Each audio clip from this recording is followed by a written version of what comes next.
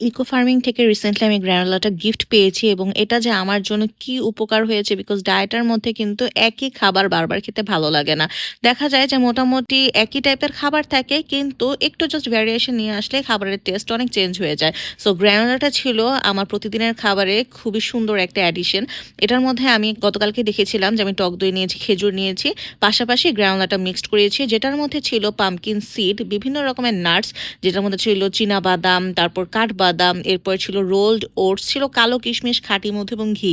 So আপনার extra কোনো sweetener দিতে হবে না। আমি তো খেজুর অ্যাড করেছি, আপনি চাইলে কিন্তু খেজুর না দিয়েও খেতে পারেন যদি আপনি ক্যালোরি একটু কমাতে চান। বাট আমি যেহেতু ব্রেকফাস্টে অনলি এটাই খেয়েছি, সো এতটুকু ক্যালোরিতে কোনো সমস্যা হবে না। আপনি ক্যালোরি মেপে দেখতে পারেন যে কতটুকু হয়, সেই অনুসারে ইনগ্রিডিয়েন্টস আপনি অ্যাডও করতে পারেন, আবার কাট আউটও করতে পারেন। আমি ইনশাল্লাহ এটা দিয়ে আরো অনেক অনেক ব্রেকফাস্টের রেসিপি আপনাদের সাথে শেয়ার করব।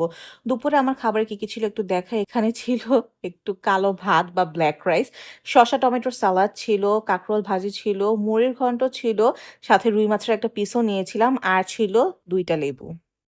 ওইদিন আমার ডিউটি ছিল এবং আমার কেন যেন কিছুই খেতে মন চাচ্ছিল না। আমি রাতের বেলা শুধু একটা আম খেয়েছিলাম। যদিও রাতের দিকে ফ্রুটস খাওয়া ঠিক না, বাট ক্যালোরি কাউন্ট করে দেখা গিয়েছে যে সারাদিন আমার যতটুকু দরকার আমি আলহামদুলিল্লাহ অতটুকুই খেয়েছি। একটু কমই খেয়েছি, বেশি খাইনি। সো রাতের বেলা ওইদিন একটা আম খেয়ে সারাদিনের ডায়েটটা শেষ করলাম।